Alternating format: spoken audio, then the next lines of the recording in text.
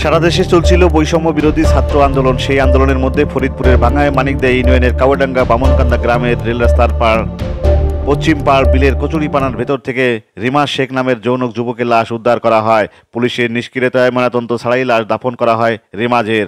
আজ থেকে প্রায় 2 মাস আগের ঘটনা। অবশেষে পারিবারিক অভিযোগের পরিপ্রেক্ষিতে গতকাল রোববার দুপুরে ময়নাতদন্তের জন্য কবরস্থান থেকে লাশ উত্তোলন করা হয়।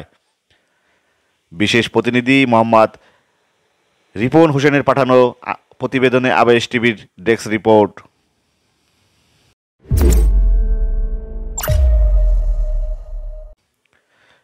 পুলিশ ও স্থানীয় সূত্রে জানা গেছে, গত 2 মাস আগে রিমাজের পরিবার বিলের পানি থেকে লাশটি উদ্ধার করার পর লাশের পরিচয় শনাক্ত করলে বিনা ময়নাতদন্তে ভাঙা পৌর এলাকার মাদানীনগর মডেল মাদ্রাসার কবরস্থানে তাকে দাফন করেন। পুলিশ মাদানীনগর কবরস্থান থেকে লাশ উত্তোলন করে জেলা সদর মর্গে পাঠিয়েছে। নিহত পরিবারের এই ঘটনায় ফরিদপুর বিজ্ঞ জেলা জজ আদালতে অজ্ঞাত নামের আসামি করে একটি হত্যা মামলা দায়ের করেন। সেই মামলায় বিজ্ঞ জজ আদালতের নির্দেশে লাশের পরিচয় শনাক্তের ও ময়নাতদন্তের জন্য হতভাগ্য সেই রিমাজ শেখের লাশ 6 অক্টোবর সকাল 10টার দিকে মাদানীনগর কবরস্থান থেকে পুনরায় উত্তোলন করে পুলিশ। এ সময় উপস্থিত ছিলেন ফরিদপুর বিজ্ঞ নির্বাহী ম্যাজিস্ট্রেট দবির উদ্দিন। এছাড়াও উপস্থিত ছিলেন ভাঙ্গা থানার এসআই কবির হোসেন মোল্লা। কবর থেকে রিমাজ শেখের লাশ উত্তোলনকালে শত শত উৎসুক জনতা কবরস্থান এলাকায় ভিড় জমায়। উল্লেখ্য, মানিকদা ইউনিয়নের নাজিরপুর গ্রামের শেখ মান্নান ওরূপে মুন্নু শেখের ছেলে রিমাজ শেখ 2রা আগস্ট শুক্রবার দুপুরে 1টার দিকে নামাজ পড়ার উদ্দেশ্যে বাড়ি থেকে বের হয়। দুপুর 1:30টার দিকে ছোট ভাই ও তার মেয়ে ফোন করে রিমাজকে। তিনি ফোন রিসিভ করে বলেন, আমি পুকুরিয়া বাস স্ট্যান্ডে আলাউদ্দিনের গরুর চামড়ার দোকানে বসে আছি, কিছুক্ষণ পর বাড়িতে ফিরে আসতেছি। এরপর থেকে রিমাজ শেখের মোবাইল ফোনটি বন্ধ পাওয়ায় পরিবারের সদস্যদের সাথে আর যোগাযোগ হতে পারেনি।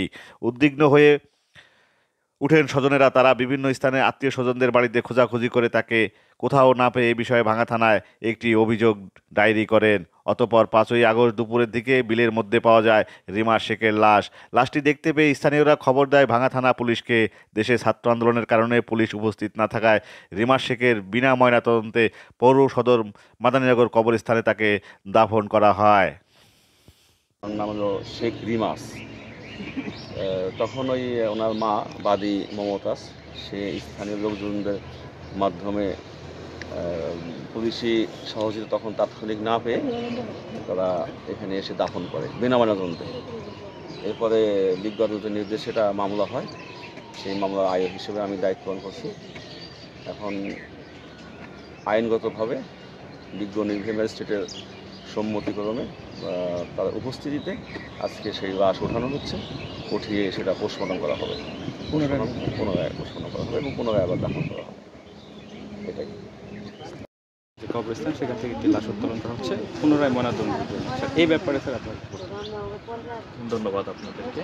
আপনারা জানেন যে রিমাজ শেখ যে প্রায় 2 মাস আগে অনাকাঙ্ক্ষিতভাবে মৃত্যুবরণ করেছেন। আদালতের নির্দেশনা অনুযায়ী তার লাশ কবর থেকে উত্তোলন করা হয়েছে এবং ময়নাতদন্তের যে স্বাভাবিক কার্যক্রম সেটা এখানে শেষ হয়েছে এবং মেডিকেলে যে পিছিয়ে যাবে ওইখান থেকে যথাযথ প্রক্রিয়ায় কাজ সম্পন্ন করে আবার যথাস্থানে দাফন করা হবে। ধন্যবাদ আপনাদের। তাদের নিয়ে লাশটা উঠে এখানে দাফন দেওয়ার পরে পরে পোস্টমর্টম করবে। আর বাইরেটা সুস্থ ভিতর চাই এলো আর করবে। বাইরে জামাই মারছে, তার জন্য ফাঁসছে। আচ্ছা, মানে নাই, কিছু নাই, কোনো মা নাই, বাপ নাই, ভাই নাই, বোন নাই। এই 3টে বাচ্চা তোমার কাকা, এই নিয়ে আমি চলছি। বাজান গরিব মানুষ, আমি ওইটাতে কাজ করি, বউটাও কাজ করে। ওই দেশে একটু জায়গা কিনে বাড়ি বানাইছি বাজান। ওই দেশে মাসি আমার চালে রে ভাই মারলো। আপনার কাছে বিচার চাই, আপনারা যে বিচার ওরা পারবেন এই বিচার হবে। যেরকম আমার সালার মারছে এরকম মায়ের আপনারা ফাঁসির হুকুম দিবেন।